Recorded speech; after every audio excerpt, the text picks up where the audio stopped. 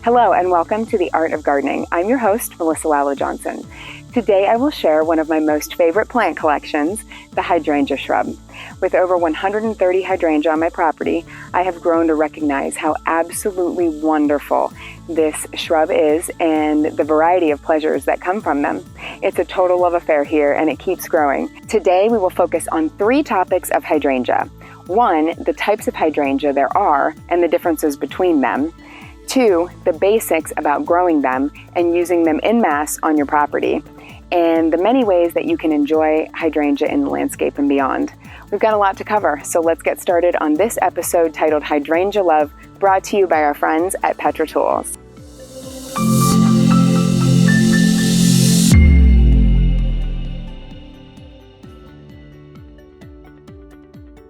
Did you know there are 6 different types of hydrangea?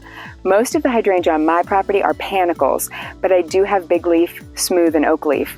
What's still on my list? You guessed it, climbing, and finally, mountain hydrangea. Here are the different varieties: big leaf hydrangea, smooth hydrangea, panicle hydrangea, oak leaf hydrangea, and climbing hydrangea.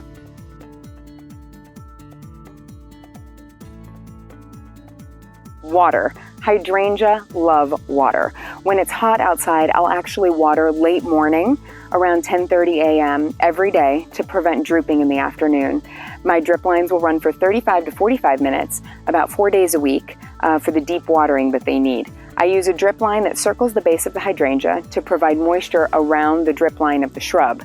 If you plant a new hydrangea, be sure to water deeply and thoroughly a few times a week. I also use a root stimulator to ensure the transplant success. Fertilizer is also another thing that I use if you want very large, healthy blooms. I have learned some big lessons over the years.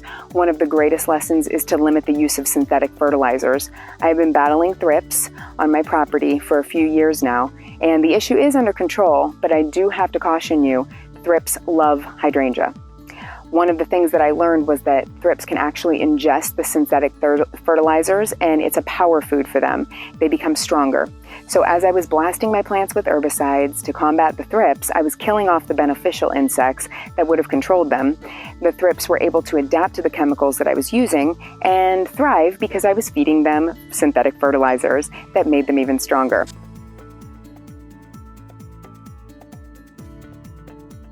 My friends at Petra Tools suggested that I try their natural fish and seaweed fertilizer, and after a few applications, I was totally sold. This 2% nitrogen, 3% phosphate, and 1% soluble potash fish and kelp organic fertilizer that is made 100% from hydrolyzed fish and North Atlantic seaweed was the ticket. It is produced using cold processed fish to naturally ensure the nutrients, vitamins, and enzymes are retained. Fish and seaweed fertilizer provides complete nutrition for many plants. It increases natural sugars in fruits and vegetables. It provides stronger color and more vigor in flowering ornamentals and foliage. It also encourages plentiful, long-lasting blooms. Fish emulsion also provides trace elements like calcium, magnesium, sulfur, chlorine, and sodium, which plants require in micro quantities. Some other reasons you should use an organic fish and seaweed fertilizer is that it's a great soil conditioner. It's rich in organic matter, it breaks down slowly to feed soil microbes over time, and it won't burn your plants or have any harsh side effects like most of the typical chemicals. Using the fish and seaweed fertilizer is easy. Shake it well before use as the good stuff settles to the bottom of the container. It can be used weekly on outdoor and indoor plants and even on your compost pile every 2 to 4 weeks to help your compost break down easier. For outdoor plants, mix 2 tablespoons to 1 gallon of water. For house plants, mix 1 tablespoon per gallon of water. If you're adding to compost, mix 2 ounces per gallon.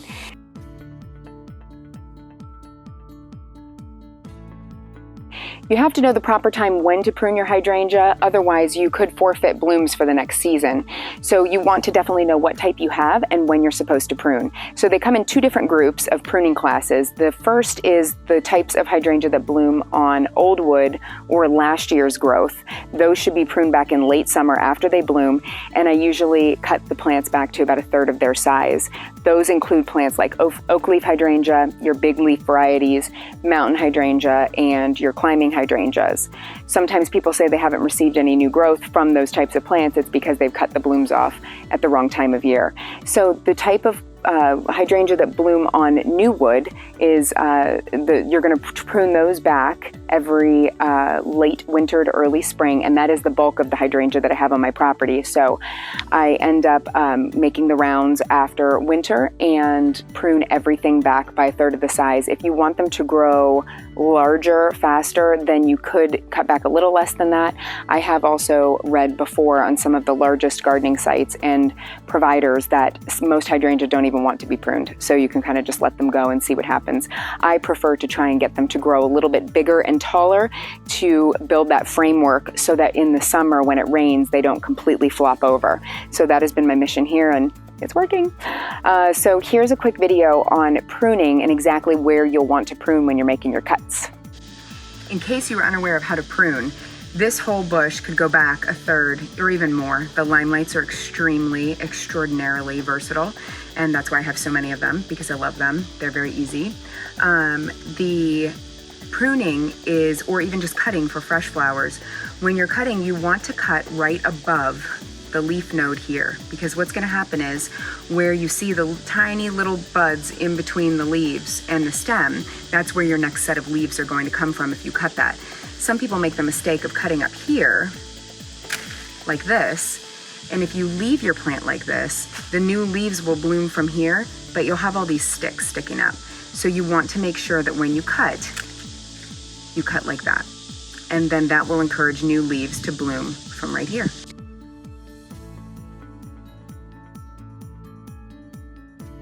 One of my greatest joys has been working with dried and fresh cut hydrangea. This obsession started with fresh cut flower arrangements and how easy they are to use, and then of course learning all the different ways that the hydrangea could be used, including dried. And once I learned that, I was like ready to hoard them wherever I could in every nook and cranny of my house. I received a great opportunity in 2020 to create a fairy tale woodland wedding for a close friend of the family. This wedding was done completely with dried flowers from the yard.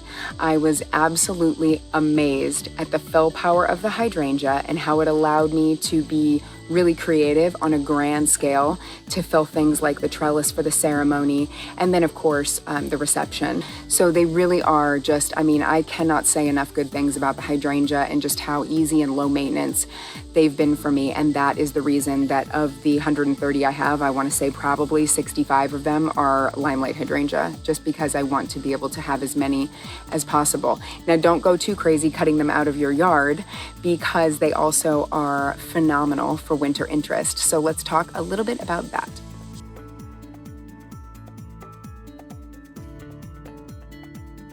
When everything around us is dried up and bare, the hydrangea continue to wow as big creamy colored puffs that demand attention through the winter months.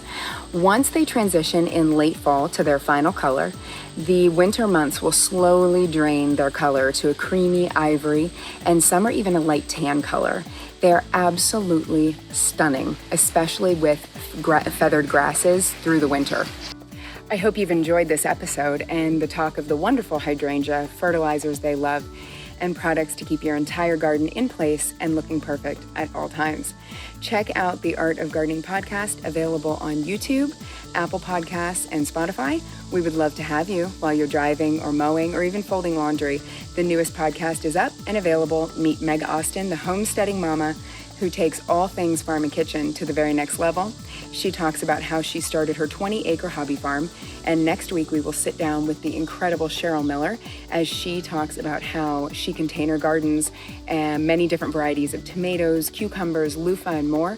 She has lots of great tips for those of you who may have an empty balcony or porch that you are waiting to turn into a full-on garden.